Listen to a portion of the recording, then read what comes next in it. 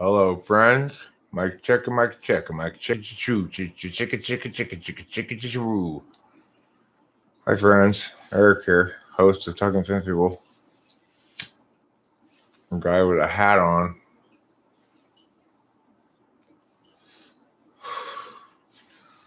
Important versus easy to impact.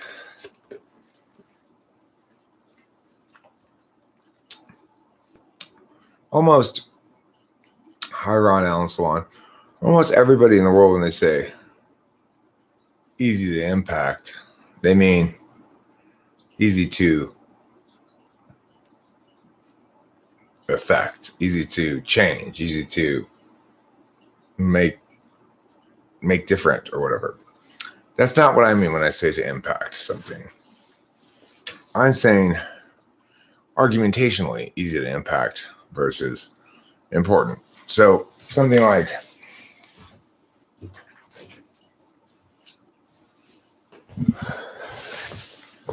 rights violations in and of themselves are hard to impact. So if you're trying to argue against the seatbelt law, for example, and say, well, but it's violation of rights. Well, but it's not that much of a hassle. Blah, blah, blah. It's like it's hard to impact as an argument. And the reason I came upon this topic at all is actually about my experience in the desert with my dad and back home. We came back tonight because we can't really leave the kitty for that long. We kept her inside in the inside area, put some kitty litter and some food and water and stuff for her. But, she's used to having us around all the time. So I feel bad when we leave her for a couple nights. So we just left her for one night. Anyway, we had a really nice dinner with my dad. And, in general, things that are another example of something that's important, right? But hard to impact. So my dad is aging while concurrently maintaining his mental capacity. So it's like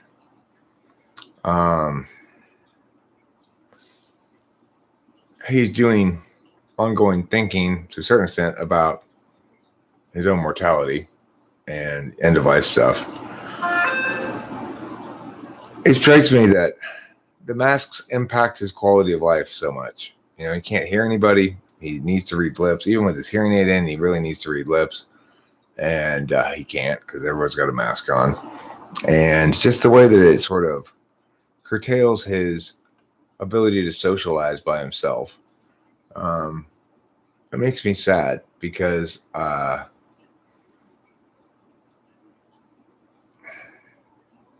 we've got a very small family, and there's Delilah, there's me, there's Rachel, my dad. My mom is obviously part of the family, but she's not really present in any sense, right? So my dad's the only one with TE in the family, and he's got SI tool. Neither Rachel or Delilah have SI front stack. I do, but it's weak. I try to be the best son I can and spend time with them and so forth, but I end up feeling guilty anyway. I do spend time with them. A lot of times I feel sad because, I asked him about his friend Richard, I think he anticipated that Richard and Ellen would be down in the desert when he was this week, but Richard had another health issue and had to go back up north and so forth. And it makes me sad to think of, my dad outliving all of his friends. And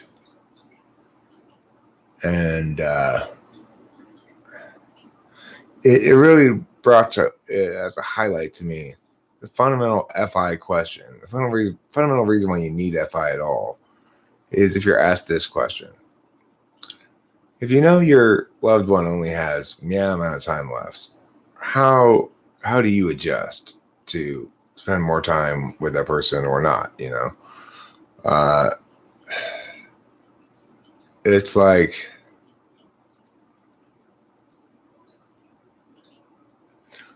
I mean, there's another example of something. If I were to actively go and really try to spend more time with my dad, it would be a decision that would be difficult to impact. I'd be saying, well, this is important to do, but other people would not see it as having very much significance in the general sense, right? So in debate rounds, a lot of times the most important issues are the hardest to impact. So why ought we not do this? Well, because it's inconsistent with our values, it's inconsistent with our principles, it's rights violating or whatever. Those kind of reasons are hard to sustain against a big pile of threatened impacts, you know? And similarly with the COVID thing, what are some of the impacts that nobody ever really talked about? Well, in Palm Desert, we're staying in a condo where people are playing golf all day long. We're watching them sit out on the patio, watch them play golf past our patio. But of course, the public golf course is closed for COVID. We went to the Chamber of Commerce, and it's closed for COVID. We stopped by the Performing Arts Center and all these other places, these museums are all closed for COVID. So, I mean, was that part of the plan originally? Did people think about that? Like,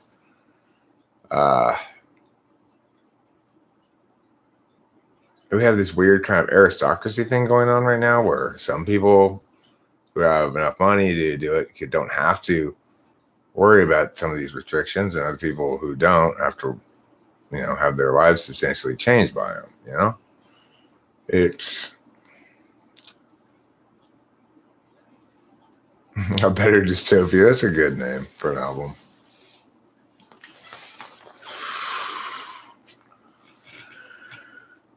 So yeah,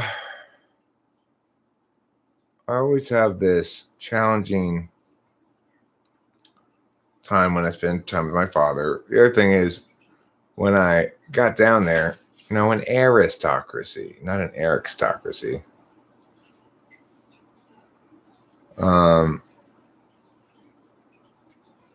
You know, it's like I see that my dad is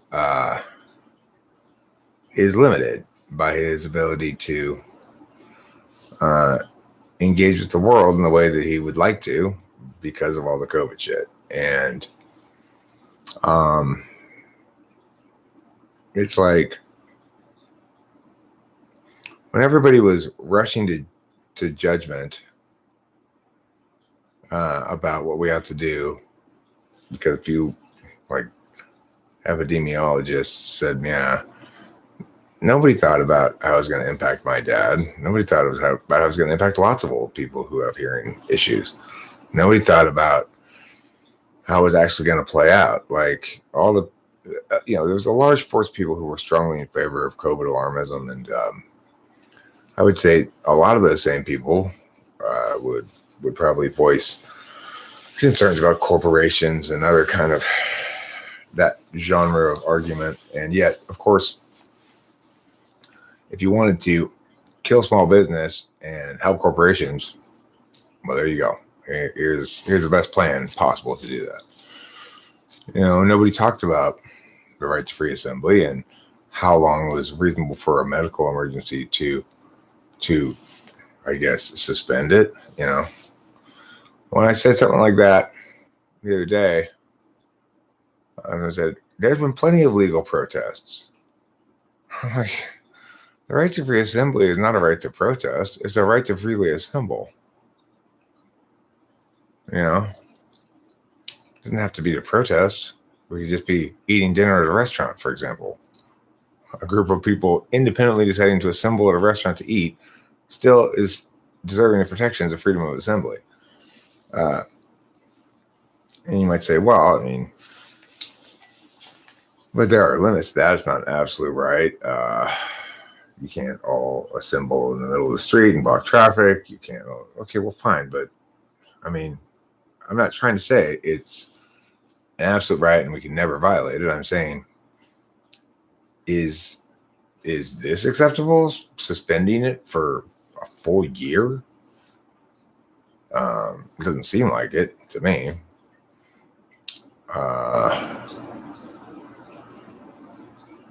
Of course, California is a lot worse than a lot of places regarding COVID. There, there does seem to be a general correlation with red states being a little more resistant to the COVID alarmism and blue states being a little bit more enthusiastic about it. But even here, like when Gavin Newsom tried to decree rules about Thanksgiving gatherings, everybody just laughed at him. And when he's like, now you can only have this many people at your house. And everyone's just like, what the fuck are you talking about? Or you gotta be kidding me. That's how far the government's reach has gone, is to telling people how many people they can have over for Thanksgiving dinner. You gotta be fucking kidding me. And, it's like, we should ask the question before we ever attempt anything like that. Under what circumstances is such a decree potentially justified? Try to come up with one. Like I said before, if you want to justify the kind of response we've had towards it, you really need to have airborne Ebola. And it better be. More as I've said before, Trump's as much to blame for this as anybody, because this is what I'm talking about. This is why when I say, hard to impact, I'm not talking about actually impacting things like hitting someone with a hammer and breaking it. I'm talking about how to impact it argumentationally, how to make it seem like this is important, right? So what Trump did is he had the neg. He was responsible for the first neg speech, and he fucked it up royally. And that's the tone for argumentation for the rest of the conversation. And you had everybody who opposed COVID alarmism typically looking to Trump for guidance of some sort, and he's just filling their heads with nonsense. There's no actual discussion, because, of course, words don't matter at all to Trump, And so, if the one person who's got the responsibility to make the correct arguments, who's got the responsibility to favor wisdom over fear, to favor restraint over impulsiveness and so forth, instead he gave all wrong arguments that nobody could possibly substantiate if they were intelligent. Like, it's just my gut. I got a hunch. Okay, well, Trump, that's not a fucking reason, idiot. Fucking ESFPs.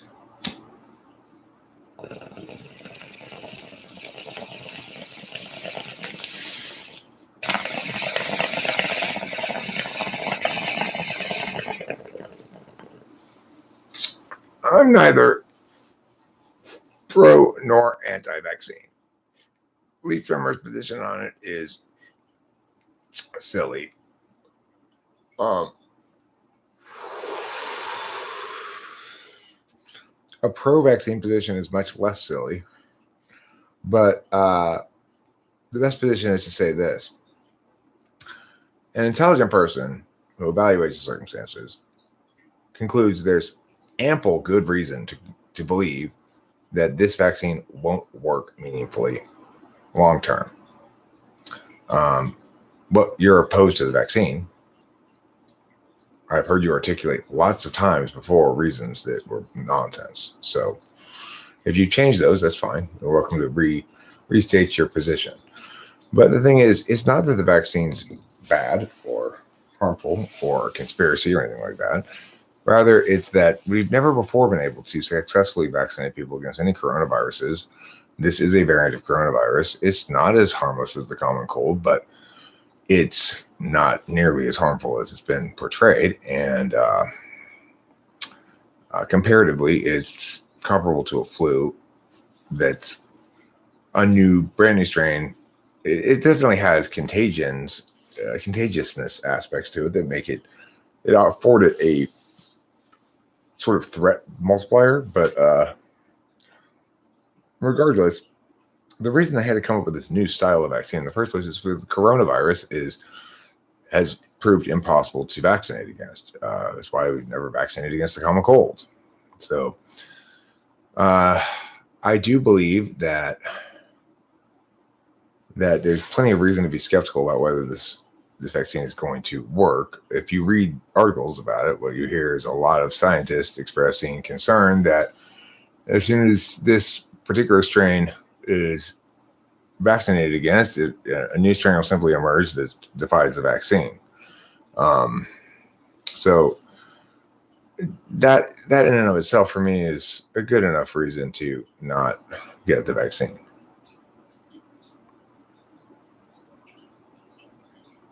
Well, you said COVID shot is ridiculous. I mean, what was I supposed to interpret that to mean? That you're in favor of the COVID shot because you like ridiculous things?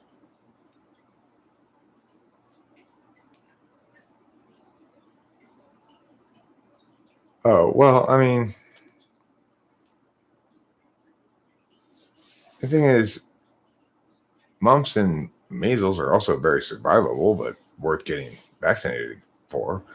It is true that some people have a very strong negative response to the COVID virus, and especially people who have lung issues or whatever. I mean, if everyone can meaningfully expect it to work and one has reason to be concerned about susceptibility to it, I think it makes sense to take the vaccine. The point I would make about the vaccine in general is nobody has any cause to complain about anybody not taking the vaccine for the simple reason and the obvious reason that if it works and they take it, what business is it of theirs? It's like, if in fact the vaccine works and you complain because I don't take it because I'm not helping herd immunity, well, you take it and then you don't have to worry about it, right? If the vaccine works.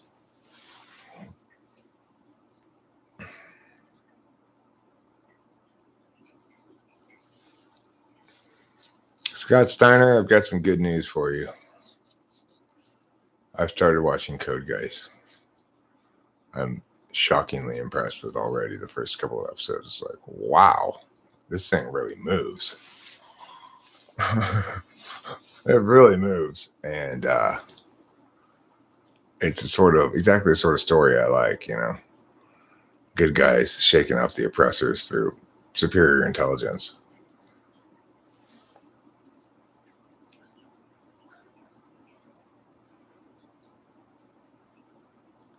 I mean, I've heard you say all sorts of things, Lee Shermer, about why you shouldn't take the shot.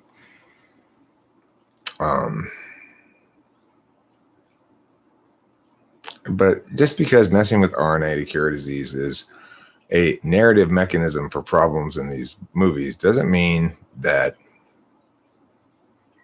it actually is going to be a problem, right? I mean, it's just a narrative mechanism for the movies.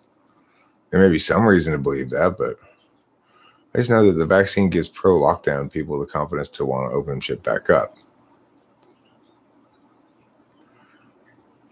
Well, I mean, they're welcome to take the vaccine. It's like nobody should be either pro or con the vaccine. They should either decide they want to take it or not. It's not a matter of being against. Why are you worried about what other people do? Is my point. All you need to do is decide what you want to do with the vaccine. Do you want to take it or not? There's no reason to be pro or anti-vaccine.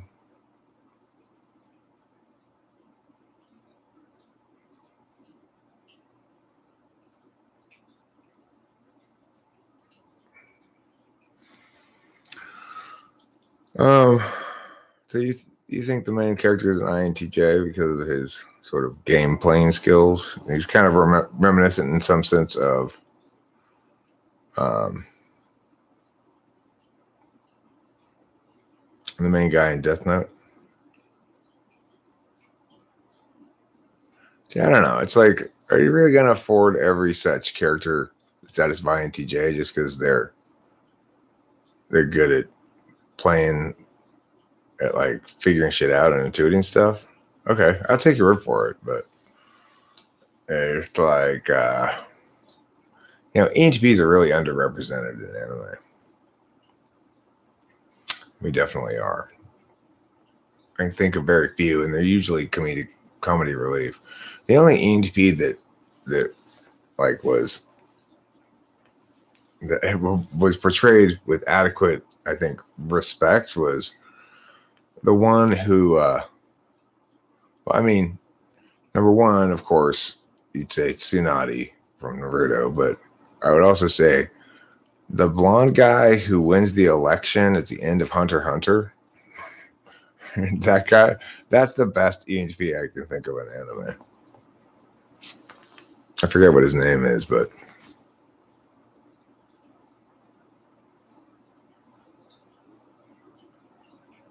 fair enough, Blue Shimmer. I think he's an ISTP. I don't think he's an INTP. I've never heard any ideation from him, just a bunch of sciencey stuff. What about people who can't take it due to being immunocompromised? Well, then they shouldn't take it.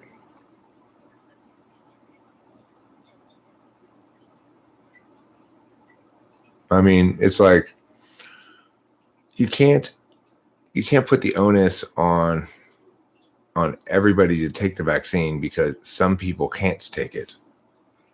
You know, at the end of the day, a person needs to have control over his or her own body.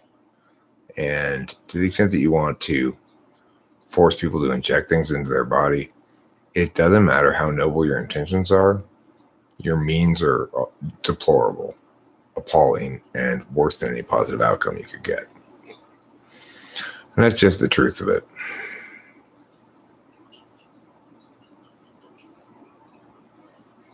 No, anime is important, but I'm not talking about that as far as impacting. What I was really talking about is saying that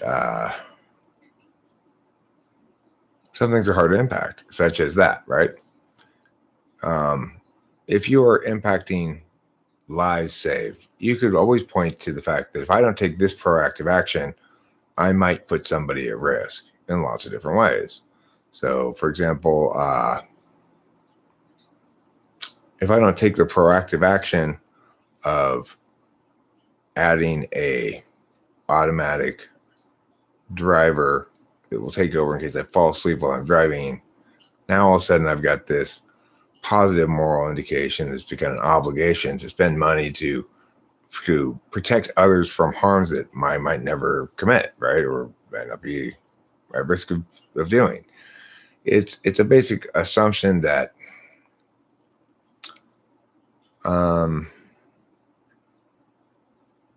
that we can sacrifice individuals for the group, and it's how evil always expresses.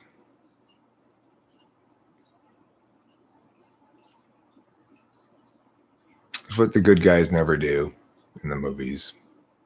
It's what the good guys never do in anime. It's like you don't allow utilitarian justifications to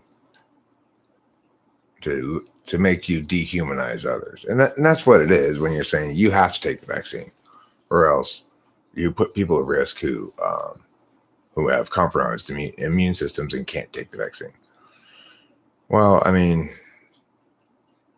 you dehumanize people when you insist that their bodies be sacrificed for the common good. And what I mean by sacrificed is, well, they don't want to do that with their body, and you force them to. That's forcing them to make a sacrifice of their body for the common good. So,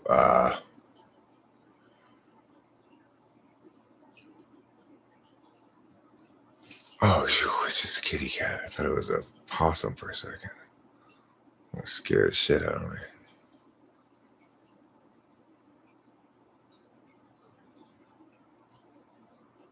Yeah, I don't have a good reason to take it either.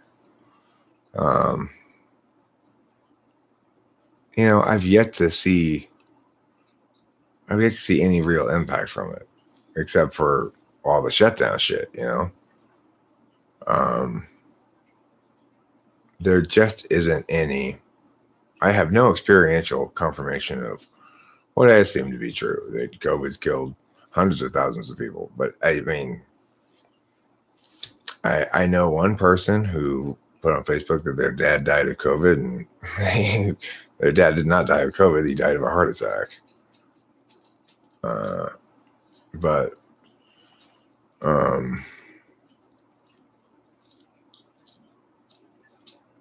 yeah, it's like my dad, he's got a bunch of old elderly friends, and he emails them back and forth. None of them have ever, and it's like, I just can't find any. Occasionally I'll ask around here and they'll say, no, I know somebody who did. I know somebody who died, or I know somebody who knows somebody who died or whatever. But I mean, considering the range of the web of people knowing people, blah, blah, blah, blah, blah, I hear that surprisingly rarely, considering how it's portrayed as this big, massive epidemic, or whatever. But I never have seen any sign of it, really. The thing is, I'm not trying to say that mainstream media is lying. I'm just saying that, they're so maximally selling the worst case interpretation of everything that it's becoming increasingly detached from reality, it seems like. The nice thing about people who are wrong, right? Well, and in fact, there have been more deaths this year, apparently. But I guess it's smaller than the total number of deaths attributed to COVID, more. But I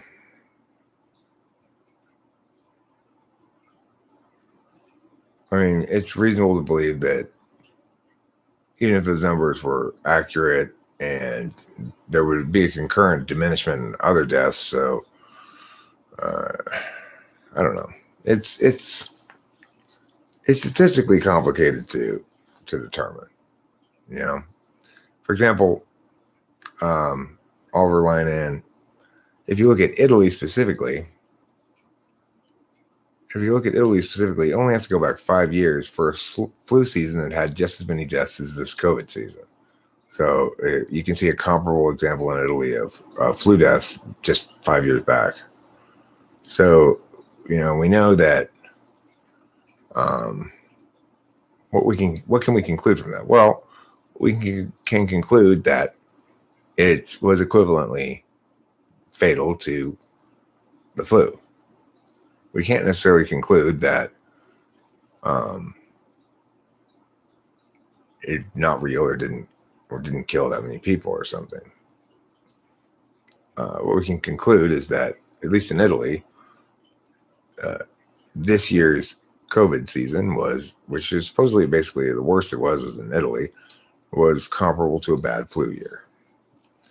And given that, then our response should have been proportional as well. But it wasn't proportional, and that's what's so disturbing, is nobody talked about that. Those were never the narratives. Why would they be the narratives when Trump's in charge, right? So yeah, people hated Trump, and yeah, I'm sure a lot of people just opposed Trump, whatever Trump said, and so therefore supported every lockdown imaginable or whatever. But there was a reason people opposed everything Trump said. He was not an honest person, and not capable of doing the job. Didn't say the right things. Made terrible arguments. If he was the only voice of reason, there was no voice of reason.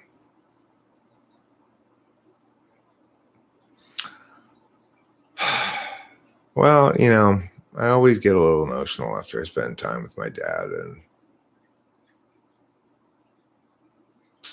it's like I was down in the desert, and my family smelled felt too small. It's like I really felt the absence of my mom, I guess, or some other sensor tying things together or something. It's like Delilah and me and Rachel. Um, we're all TI, and I'm the only one with any SI, and my dad is just so TESI, and it's like it makes me sad to not exactly be able to connect with him, really, because I try, but we just see the world so differently, I guess.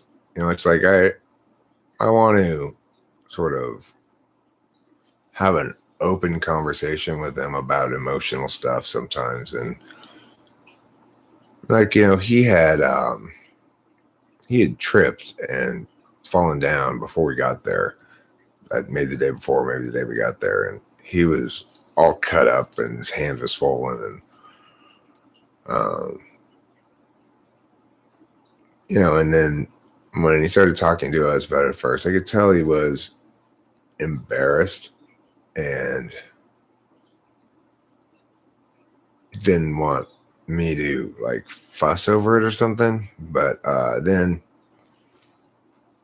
when I sort of later on, we were sitting eating something or whatever, I asked him, well, were there people around or what? And he's like, no, nobody was around. I said, well, that's good. At least nobody, a bunch of people clucking over you, right? And he's like, well, sometimes it's good when people are around. And I'm like, yeah. It's, I'm putting people on ventilators is expressly a bad idea. We can conclude that in no uncertain terms. I said that right from the beginning, and I was right. The barbecue was good, and we sat and chatted for quite a long time, and I had some good conversations, and then I said, we're probably going to go home tonight because of the kitty, and I could tell I wasn't going to sleep really right away, and there's no point in tossing and turning. We can leave at night. They're doing a lot of road work between here and Palm Desert, and a lot of spots get cut down to 2 lanes, and traffic coming down was a nightmare. So it was a good time to leave, and we did. And I'm going to smoke some of this. This is, of course, what you call Category 5.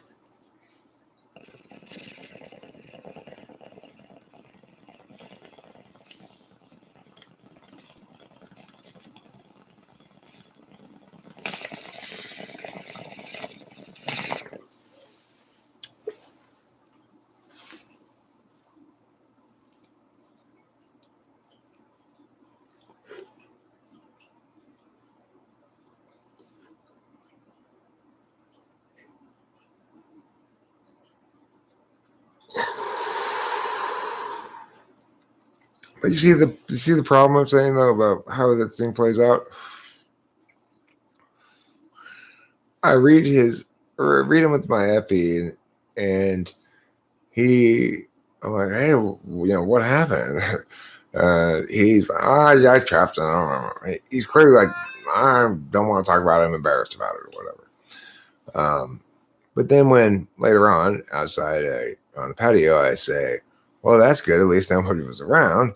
Trying to go with the narrative that I felt he was cueing me to go with by being all like, I'm embarrassed about it. Then I hear actually, okay,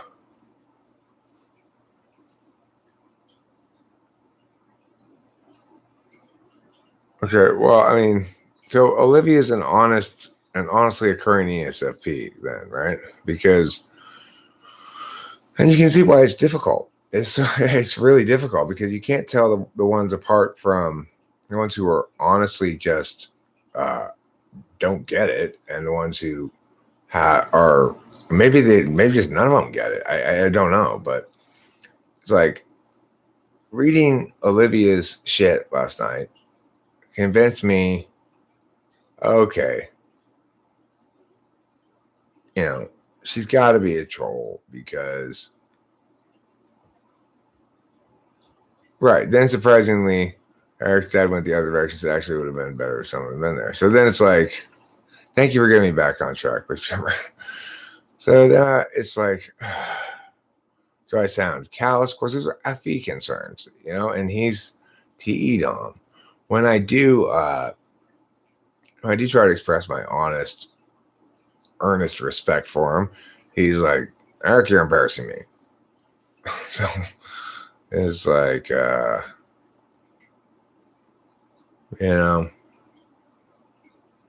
what's important and what's easy to impact is not always the same thing. It's important to consider things like how is all this health and safety theater going to impact one random old man with hearing loss? It's hard to impact that, but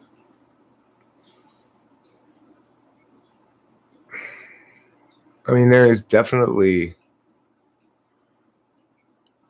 a sadness, about the world that I'm not sure he understands himself really well, that I see maybe more than he does. ILYT. I don't know what ILYT means. I mean, the thing is, my dad is not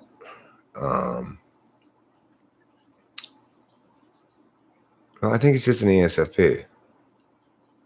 She's a real person who's an ESFP. She doesn't seem intentionally trollish. She's just not good at getting people. Oh.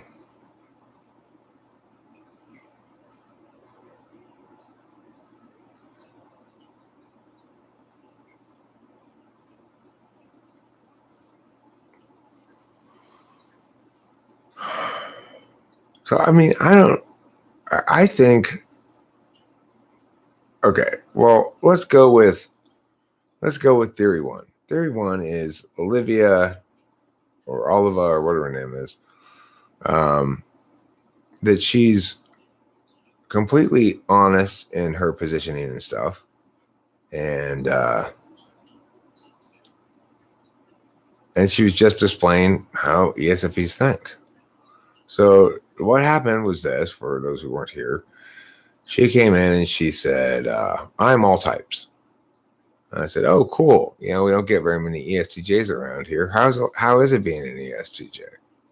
And she said, well, to be honest, I'm an INFP. And then she said, well, but I just think all that stuff's nonsense. I said, okay, fine.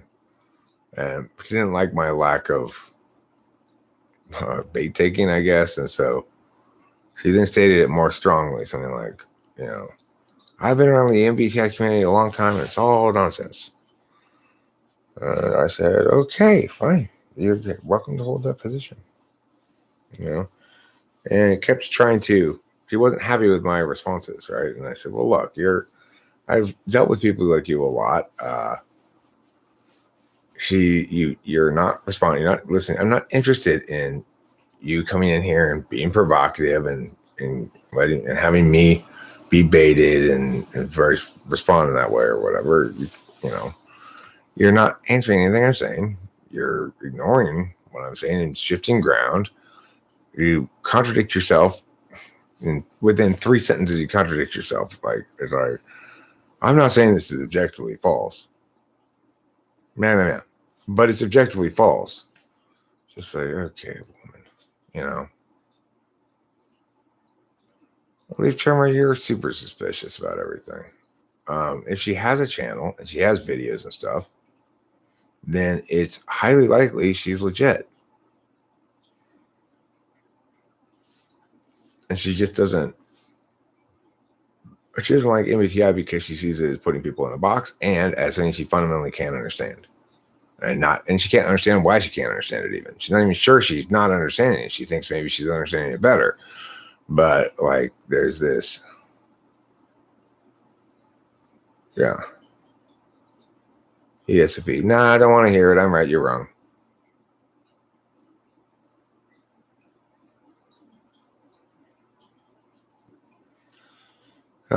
Well, yeah.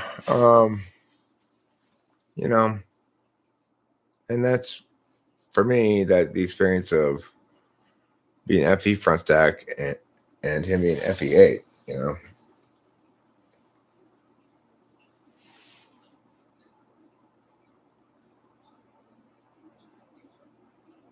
So yeah, this whole end of life shit, you know, if you say end of life is the last 10 years, then my dad's like probably definitely in end of life, but he might go 12, might go 15, I guess. But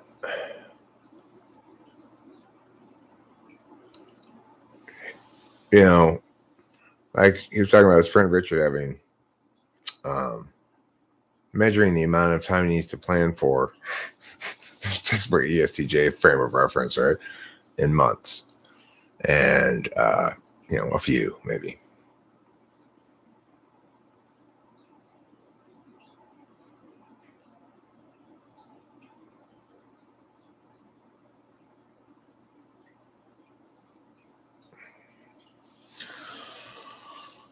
Right. So the thing is, for somebody to troll like that around here, which is to come in and be specifically wrong and try to drag me along that wrongness trail.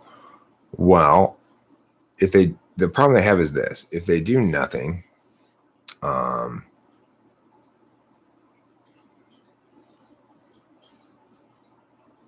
then I'll stop responding to them. In other words, they do nothing argumentationally. If they just shift ground, I'll scold them about it a bit, and then I'll boot them.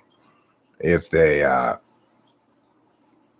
just fundamentally non-responsive, I'll say, "Okay, you're a child. Goodbye." And the explanation is either it's a child, it's literally a child, or it's an ESFP. You know, I don't know. I don't think she was in. No. My father doesn't believe himself to have only a few months. He's talking about his friend Richard. His friend Richard was, they kind of live down there in the desert now, Richard and Ellen, and I think he anticipated that they'd be there this week when he made the reservations, but Richard had a medical problem and had to travel back up north where all of his doctors are, and they're out of town this week because of that. And he was saying that Richard, the amount of time that he needs to plan for is measured in months. 3-4 months. So that's what my dad said about Richard. My dad seems perfectly healthy to me. I don't see any signs of him passing anytime soon. I see him lasting another 10 or 15 years, presumably. But I see, in some sense, I see him as ESTJ as being ill-equipped to deal with all the meaning making that the circumstance would seem to require. Now, that's from my perspective, but and I'm not sure about my own capacity to help in that area.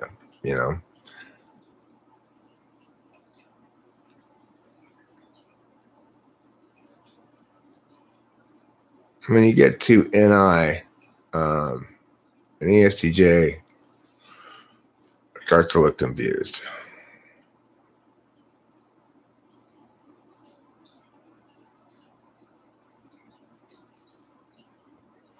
I ask about them.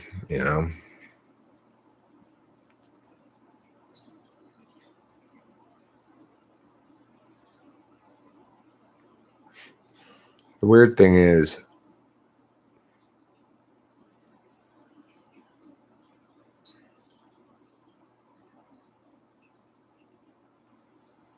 I mean, there'll be an sort of an upside to Richard's death when it does happen. My dad will have to go and help Ellen out a lot, and I think that'll give him a lot of sort of purpose. I don't know how to do that for him, and I feel like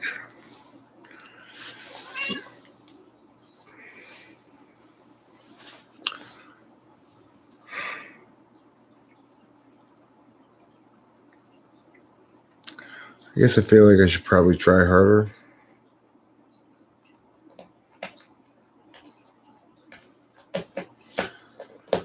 It's like,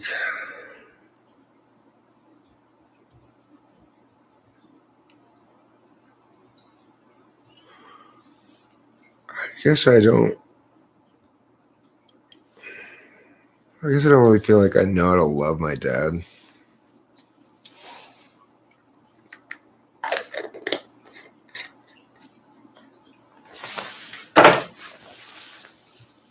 Freaking FI.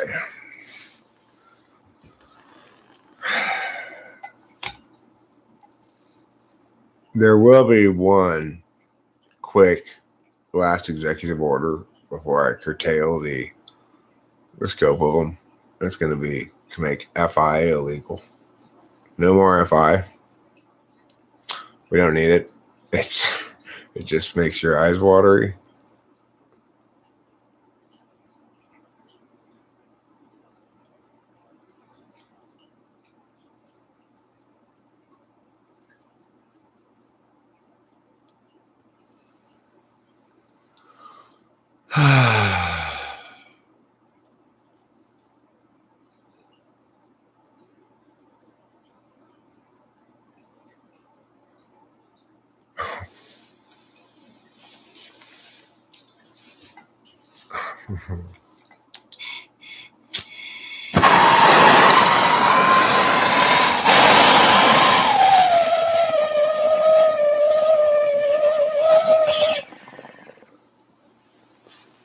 Like I said earlier,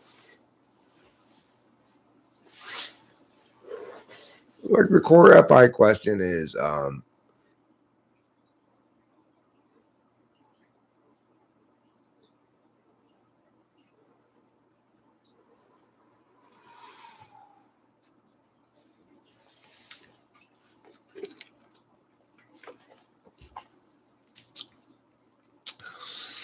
question I guess I, to a certain extent, posited my dad faces with Richard,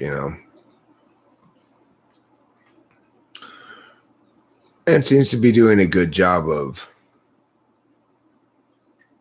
incorporating. But it's that question: if somebody you love has a limited amount of time left, how much time do you want to make for them?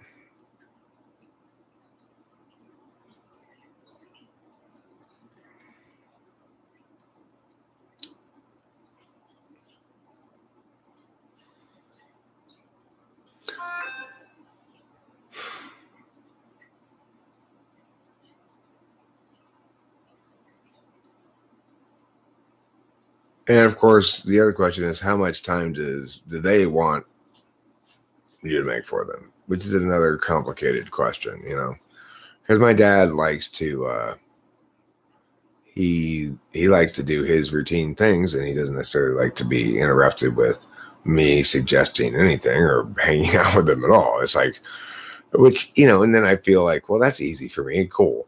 And then I feel guilty because don't I want to spend time with my dad? I mean, that whole shit. Fucking FI, right?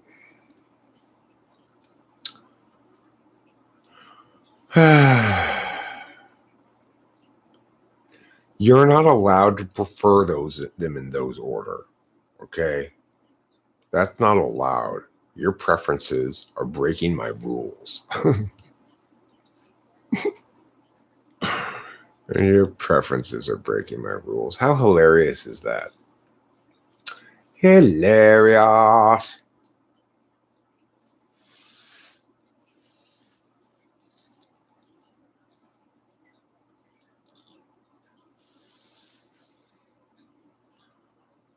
Well, I mean, before we left, I hugged my dad. I told him I love him, and but he doesn't want me to get all mushy. He's not a mushy guy, right? He's not welcoming to a lot of. Even my mom, she'd come up and kiss him, and he'd be very quickly, okay, that's enough.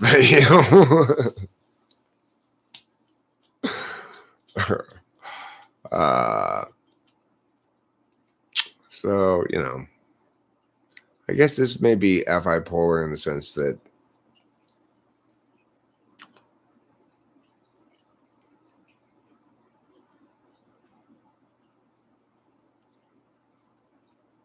maybe. Actually, I don't know. Would somebody in FI Dom have more of this? Just be constantly inundated with this shit all the time? Or would they be able to deal with it better? I don't know. Uh-oh, shit.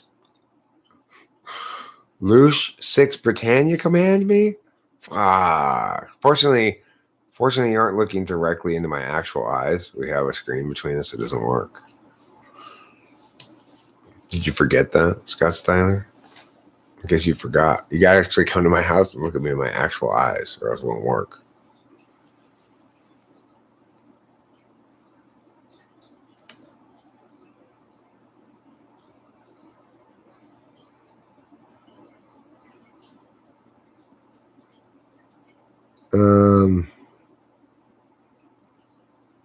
I mean, I don't think. Oh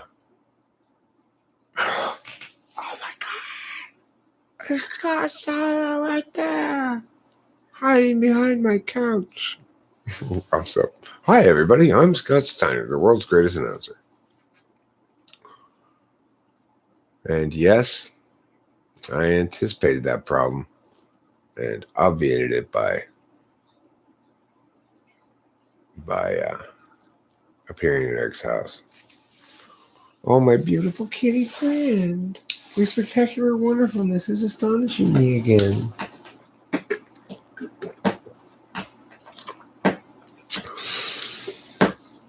Okay.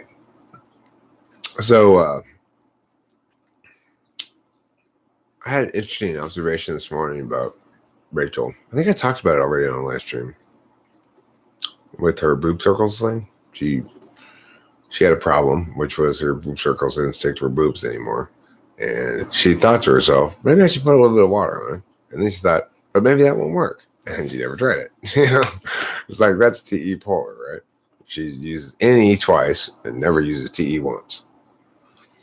They're not pasties. I think when people say pasties, I think of the things that have like tassels on the front of them. They don't have tassels or anything. They're just regular rolled, flesh-colored boob circles. I don't know what else to call them. They're not pasties as I understand pasties. Pasties are things that have sparkles or tassels or whatever on them. These are just boob circles to cover your nipples. So if you don't wear a bra, then your nips don't show. She doesn't really need to wear a bra because she just has these astonishing gravity-defying breasts. But non-tasseled pasties, you can't even call it a pasty if it doesn't have at least a rhinestone or two on it. Wait, what's the difference between FI and FE, Eric? You're saying you don't know how to show it's FE? No, I'm not saying that. I don't know what I was saying, but nothing like that, I don't think. I wasn't saying anything about it. I was saying, if somebody were an FI Dom, would they manage this FI that I'm experiencing more successfully than me, Or are they just drowning in the shit all the time? And I should consider myself lucky to be confused rather than like deep water of emotions or something.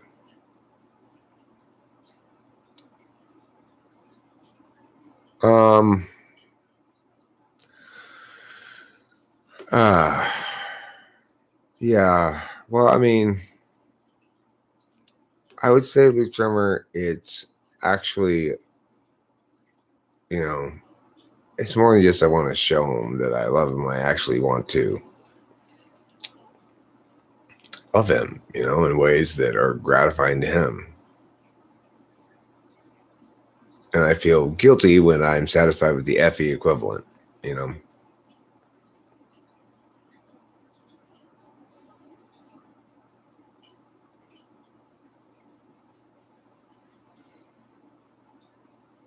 I mean, I don't know if that was relevant to what I'm saying, Sean, but I I don't get into fights with my dad usually at all. I mean, we don't have any problem with each other or anything. It's just he's part of the silent generation, I mean, he grew up a long time ago.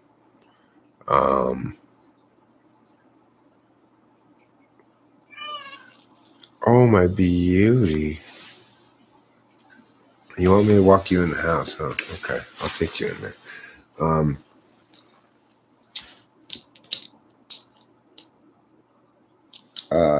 He grew up in a tougher time, I guess, People were less pansies. There's nothing pansy about my dad at all. He is a man's man.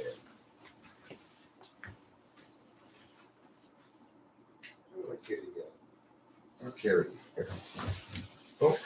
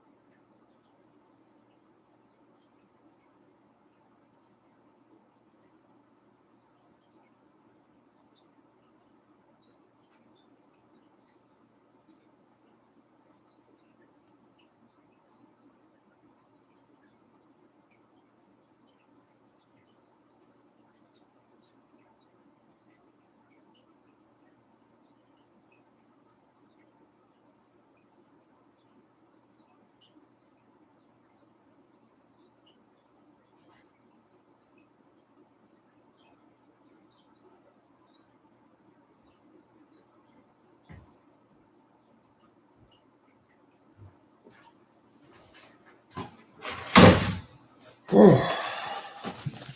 It is cold as half a dozen witches' tits. I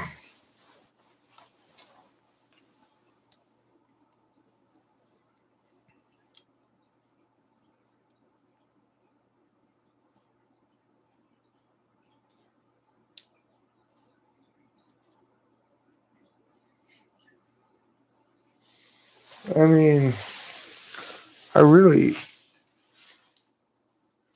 There's, the way you interpret it, Sean, is interesting. I don't see. I don't see this as something to be fixed at all. Um, I don't feel like I am doing anything here except expressing my feelings.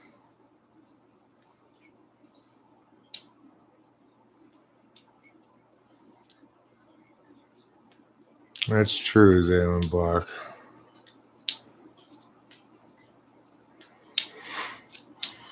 I'll probably watch the third episode as I go to sleep. Rachel got into it right away too. I'm impressed, I'm impressed with Code Geass because it's from 2006, but the way it gets so much accomplished in 23 minutes. the amount of shit that's happened in the first 2 episodes is insane.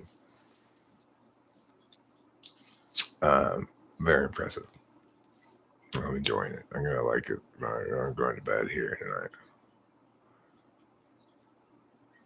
I've never seen Gundam. I don't think. What is Gundam? Isn't that a genre?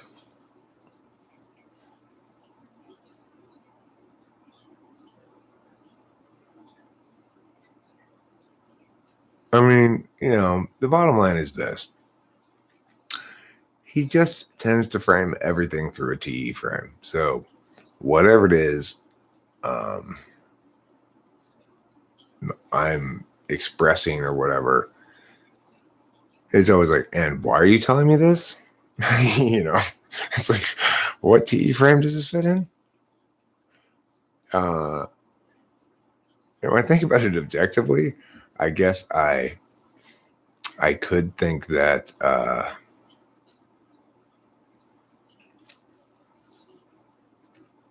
that somebody with more FI would probably have had their feelings hurt growing up with my dad, but it didn't really. I just always kind of rolled off me. I was like, whatever. I don't know. Yeah, it's just if whatever it is I'm presenting is not within one of his existing TE frames, then I'm doing the NE that he's selfish about, right?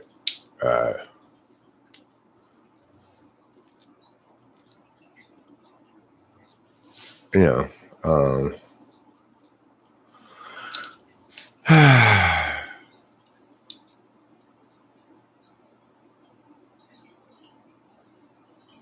it's just FI. That's all. I've just come down with a case of FI. It's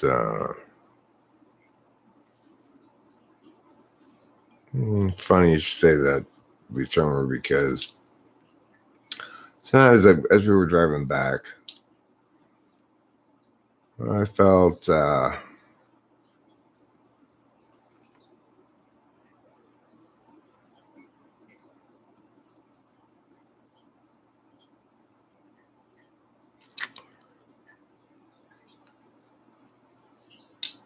I guess old's not quite right, but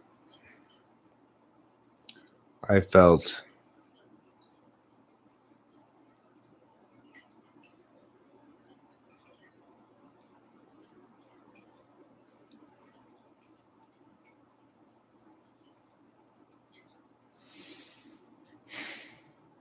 I don't know. I don't have the word for it.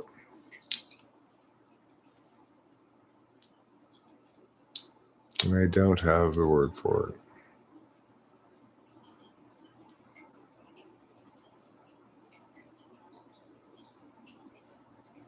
No, it really has a lot more to do with cognitive functions than anything else.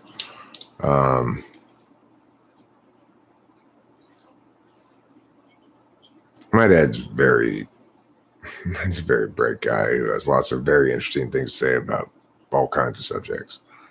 Oh, sub for sure, Scott Steiner. Never, never dub. Never, never dub. Never, never, never, never, never, never dub. If you want to ruin anime, just watch a dub. Never, never, never, never, never, never dub. That's my position on that. It's like in some ways I do have a youthful vibe or whatever. I really liked what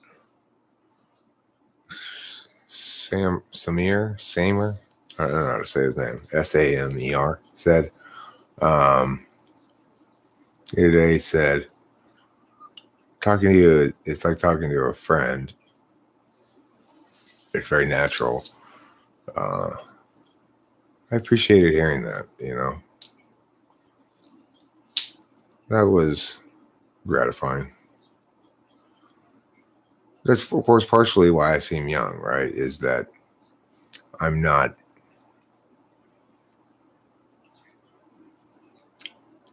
I'm not rolling in with there being any particular hierarchical distinction.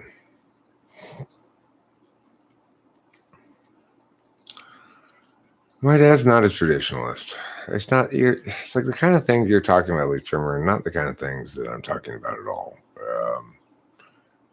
We don't have trouble talking with each other. In fact, we have a great deal of ease talking with each other about things like politics and stuff. I can listen to him talk to me about politics for a long time, ask him questions, get great responses from him. And as long as we're just talking about that kind of stuff and having those kind of interesting conversations, and then I usually come back and live stream and, well, this is what my dad was saying, and it's pretty interesting, and blah, blah, blah, blah.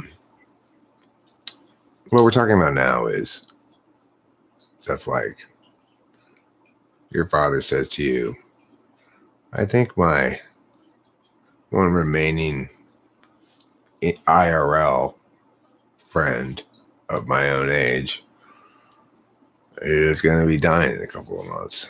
You know, he lost previous friends in times when I was much more distant from the family, in the sense that I just was busy, didn't come over much. My parents were busy with their own things and weren't interested in me being around that much. And,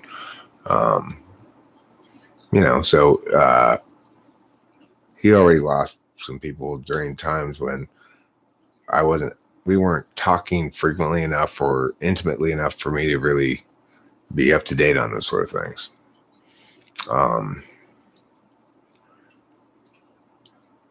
Those kind of conversations when you're pushing 50 years old, the difficulty in communicating is not one of communicating, it's one of connecting. It's like,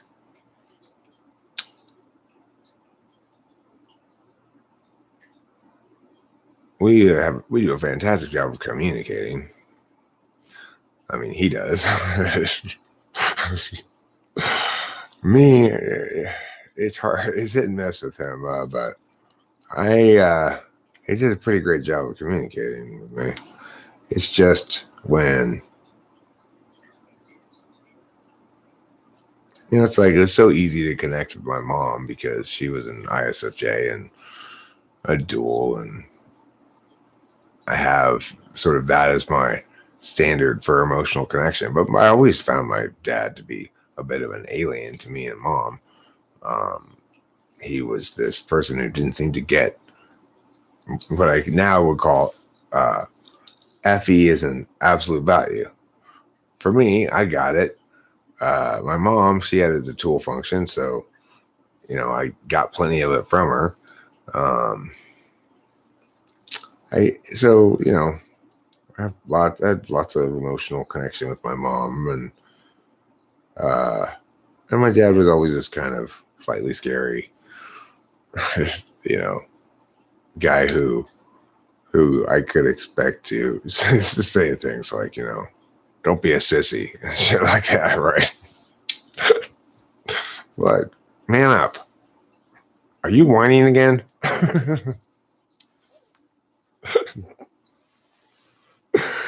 It used to piss him off when I'd have the hiccups. And he'd be like, can you stop that? Like, no.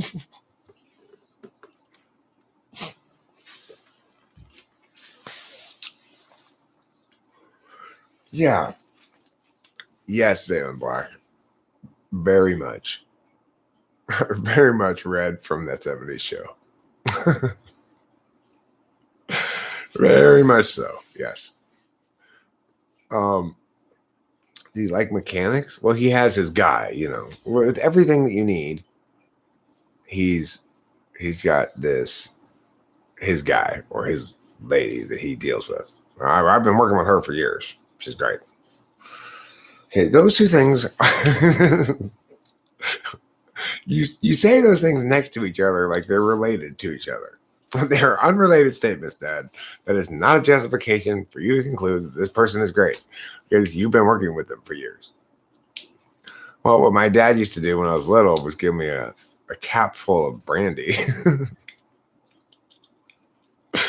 Let's train this boy to be a drunk. My mom caught him one time and he stopped. We're like, hey, I like that.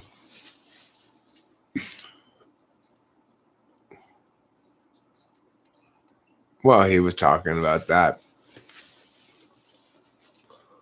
Also, the day before he left for the desert, he left for the desert a couple of days before we did. But the day he left for the desert, he came in and he was talking about how we're talking about COVID stuff, and he was upset, or sort of expressing frustration that Hawaii is still having this 14-day quarantine shit, unless there's a bunch of restrictions you got to go through to go to Hawaii. But my dad likes going to Hawaii, and he was making noises about wanting to go to Hawaii again, but he can't even make any plans, which is like his whole life, making plans for things. Scott Steiner, here's the thing. I'm pretty sure there's zero chance at this point in my life of my dad ever choosing a vacation destination spot that he's not already been to multiple times. He is an ESTJ after all. He likes to go back to his spots where he has his guy down there too. We always go down to Carmen's for Meows on Meow Day. And it's great if you're a kid too, like when I was growing up. I skied a lot. We went to Mammoth. I skied a lot. We went to Hawaii a lot. I didn't really. Hawaii was just sort of fine, I guess. I didn't really. I remember one time we went to Hawaii. It was during the Olympics. I spent the entire trip sitting in the hotel room watching the Olympics. I ordered prime rib for lunch from the room service every day, and my dad got mad at me.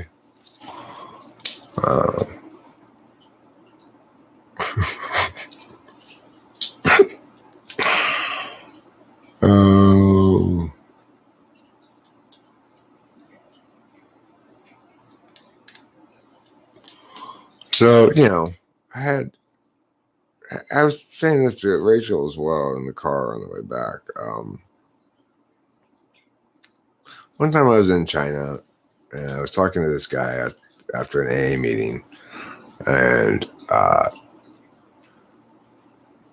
don't know, maybe I was,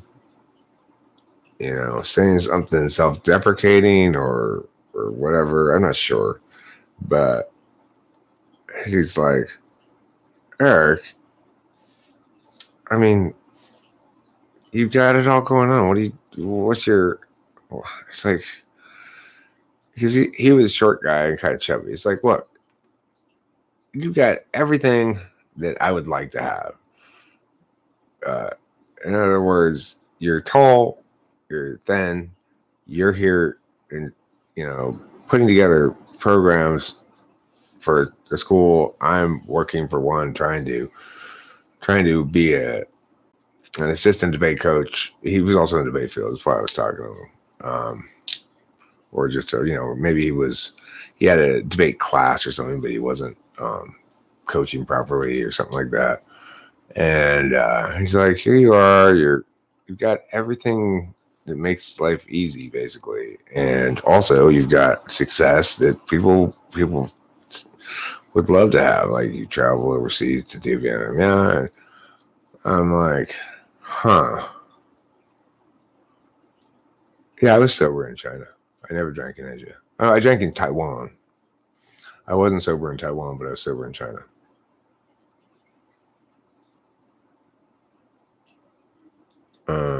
Yeah.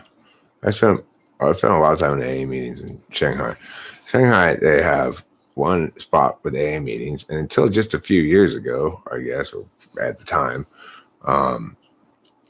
they'd have to bribe the Chinese government officials to let them continue having their meetings because it was an illegal assembly, ironically, an illegal assembly.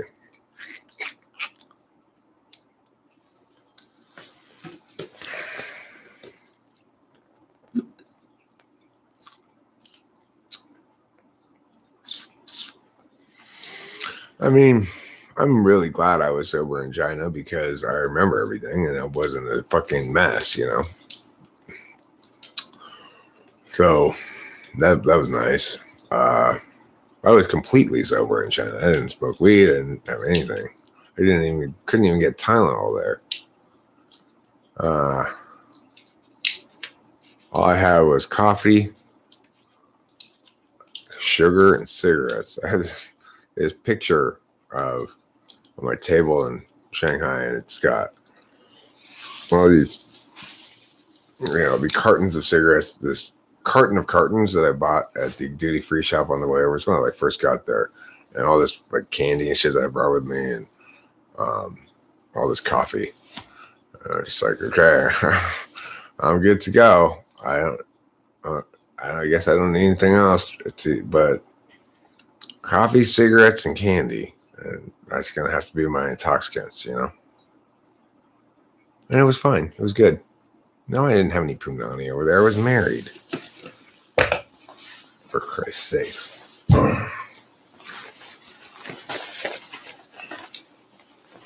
I mean, I got propositioned by prostitutes in this one spot called the Bund. There's a lot of prostitutes over there. It's also got like legitimate shit. So I went there once with this guy Ralph, who I was living with me, and we got propositioned. But obviously, he's married too. And it's like, no, go away. You see this? Well, that's what I did. I'm married. No, they were women. They were not lady boys. This is China. It's not like Bangkok, Thailand or something. It's People's Republic of China.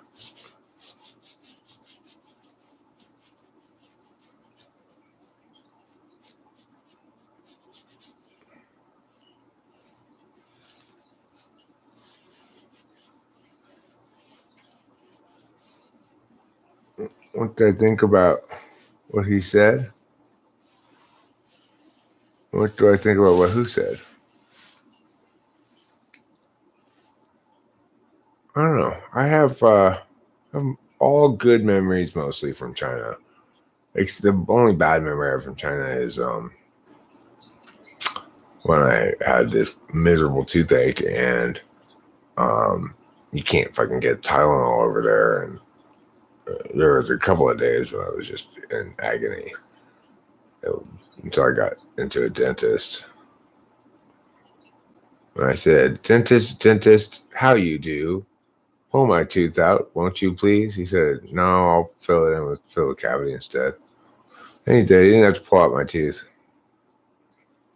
There's probably this one back here that has since been pulled out. I mean, it's existing parallel to capitalism, basically. There's not really any communism. It's just a lot of government dictates and employees. So, well, yeah, and they run sort of propaganda-ish kind of videos in certain areas where they talk about like catching crime and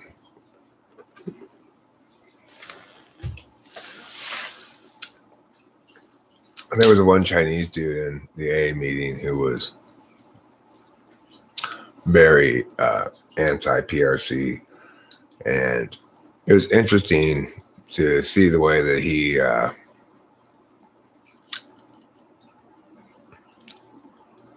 he like shared the truth about Chinese government in a way that's like, well, duh, to us, but to them, they're so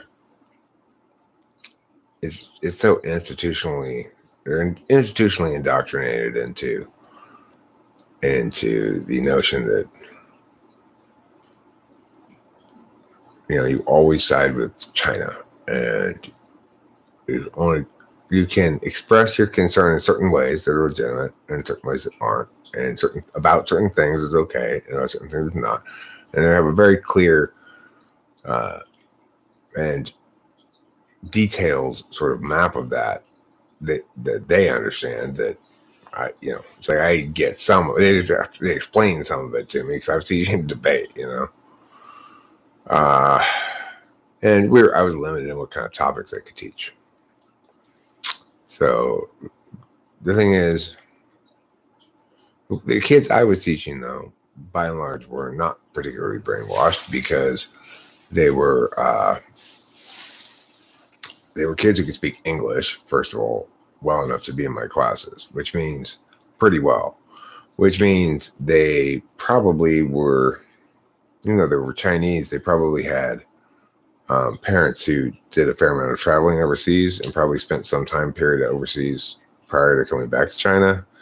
Shanghai is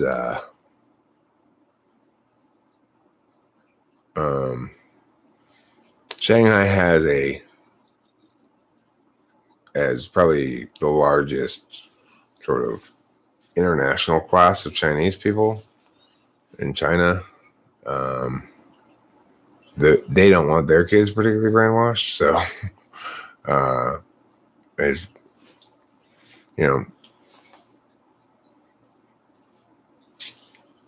I couldn't. By the end of 3 months, I was desperate to get back to the United States, but with the miserable experiential aspects of it excised from my memory by poor SI, I have nothing but good memories of the place. Really, lots of. I remember one day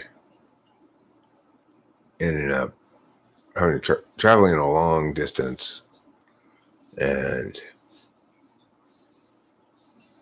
trying to walk from one subway station to another, and expecting to be able to find a cab, and there not being any cabs at all.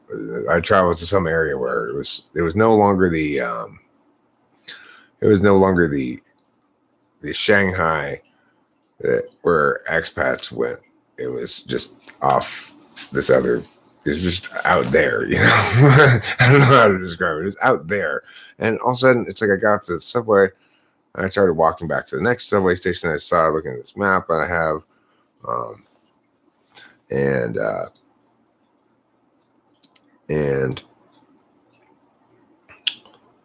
figure, well, I'll just get a taxi. I'll walk towards that subway station, and I'll see a taxi soon. And it's not a fucking taxi anywhere. And that was a long, hard day. I remember just being wiped by the time I got back, because I had to take 6 subways back, and it was like, oh, for fuck's sake! After that long ass walk, and the funny thing is, I'd been looking for a fishing pole. That for the whole time I was there. This was close to the end of my stay, I think, and I was walking down the street. And this lady's like, people selling things, right? It's like the super Chinese area, not international area. They're all selling weird things that I have no interest in, like,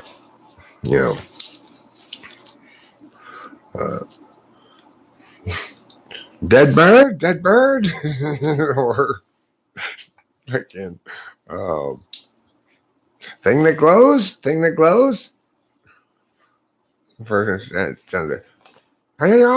It's a fishing pole with a reel and line on it. I was like, what the fuck? I have been looking all around for all the regular stores in Shanghai, like Westerner style stores, and there's no fishing pole. And finally, near the end here, this random lady in this area where nothing else they're selling there is like this. She just has, she has this and a pair of binoculars. I think she was selling, and I was like, "How much for the fishing pole?" I don't remember what it was. Like 100 yuan or something like that. It's like $10 or $5 or something like that. I said, "Okay, here." I bought the fishing pole, and then I never ended up using it. I just left it in China. How sad is that?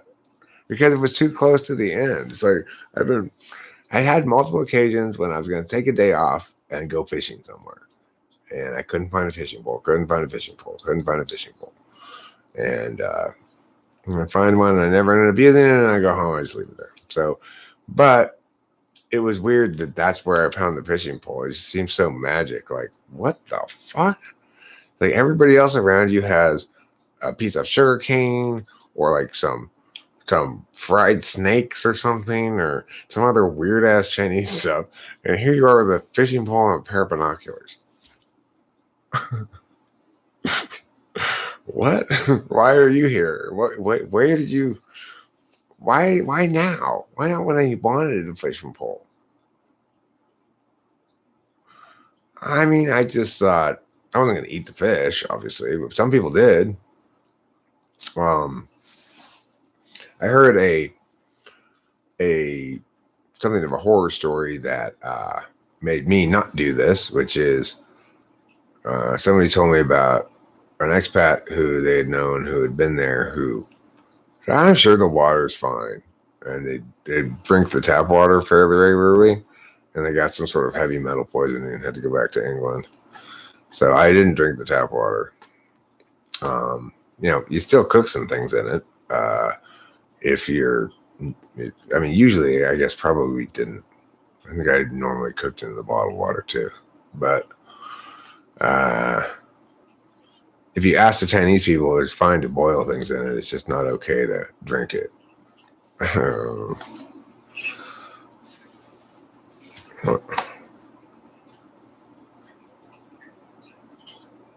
Yeah, I wouldn't have a funny story if I hadn't found the pole.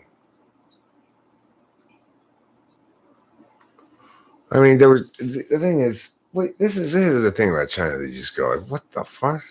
It's like the time that I saw the guys working on the electrical lines, and I have a picture of it somewhere. It's definitely in my Facebook pictures, but there's a guy at the top who's working on the lines, and then there's at the top of a very tall ladder, and then the two guys at the bottom who are holding the ladder up on the ground. It's like, wait, so you guys work for like the electric company or something? And this is your strategy for fixing the electricity lines? The lines is you don't have a big enough ladder, so Joe and Bob here will just pick the ladder up with you on top of it. I mean, or did they put it up there first and then he climbs up? I mean, get a longer ladder. You work for the electric company, I guess. So why don't you have a ladder that's long enough to reach the electrical wires? It's that kind of shit. It would just be like, what? I lived in these fancy apartments in Shanghai. There's a big gap at the top of the door between the door and the door frame. Cold air would just constantly blow in through there. Like, who the fuck made this place? That kind of shit. There's like 6 women standing at the go through the scanner thing at the subway. Why? You just need to hire people to fill space. You don't even need. You need maybe 1 to 2, maybe 2. I don't know. You don't need 6. That's for sure. They're all standing there in their little outfits. Well, if Judy needs assistance, that's why Alan and Betty and Mary are here. Next topic. Scott Steiner, you know what? Let's talk about Brexit. Let's talk about it.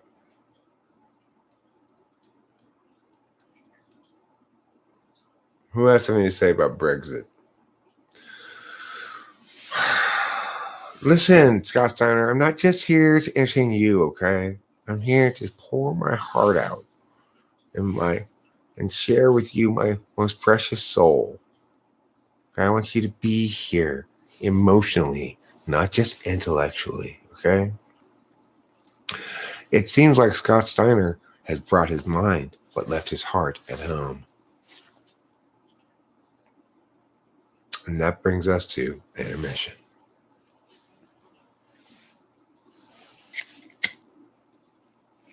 Aren't you going to put on some music, Art? There's a quiet intermission. Hey, you know what? My feelings don't care about your facts. Don't make me get sassy face on you.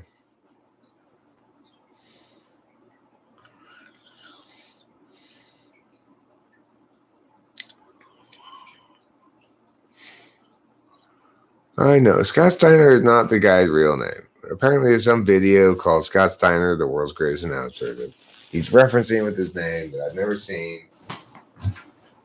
But that's absolutely fantastic. Rachel shared with me today the classic Leprechaun video about the people in Birmingham who saw the Leprechaun. You guys seen that video?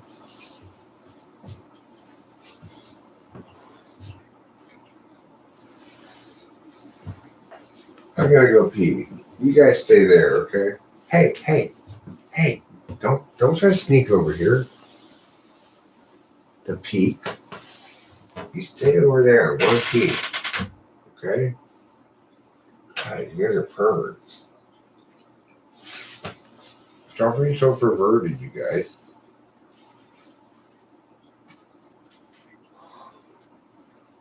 You stay over there. Scott. Couple of peeping Toms, you two.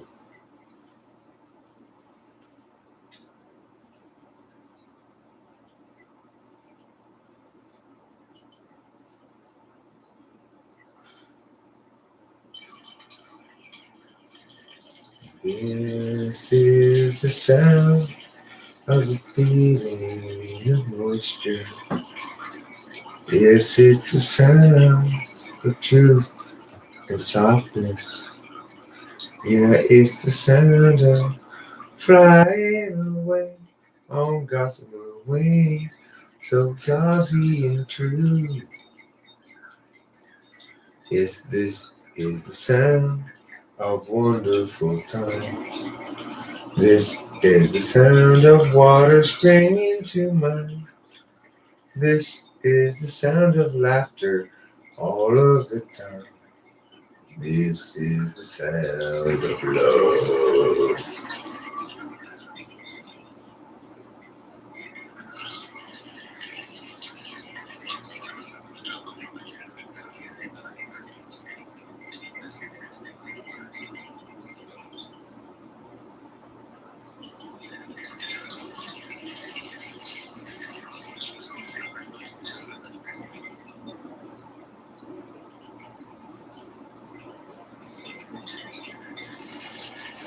You know, a lot of people say the sound of me making urine evokes the laughter of angels and the contented sigh of the damned. All in one. That's how pleasant a sound it is. It soothes even the damned in the midst of their hellfire eternity.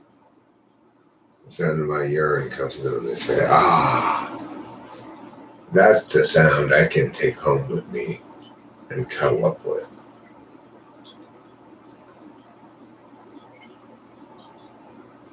If you've ever tried to cuddle with a sound, you're missing out. Sounds can be loud or quiet. Sounds have all different sort of things they can be. For example, One day you could hear the sound of a bird tweeting. Your friend might say, "That sounds like a blue jay." You might correct him, "No, that's no blue jay." In such a way might two people discuss a sound. What are some other ways in which people could discuss a sound, Eric? Well, you could talk about its tone or its timbre, volume, its pitch, its waveriness, like its vibratoiness, I guess, its echoiness, its reverbiness,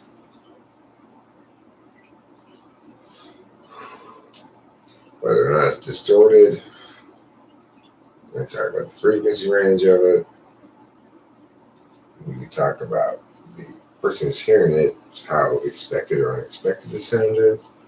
We can talk about whether it's consistent with the way that thing normally sounds. When you broaden the issue of sound to sort of soundscaping as per music or recording, multi-track recordings, and of course, we open an additional bazillion things you could say about it. Like,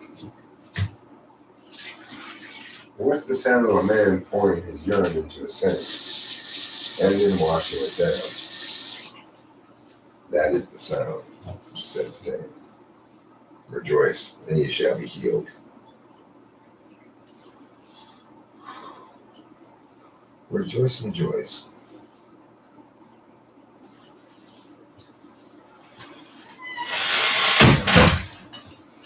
I would like there to be an album of classic folk tunes performed by Joyce DeWitt called Rejoice and Joyce.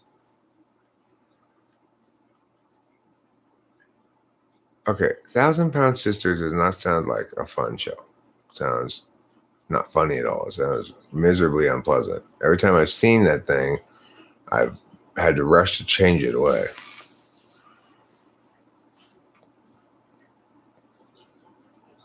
Thanks, Seamus the Drunk. It was the spirit of the sprites of urine. They resonated with me. And voila.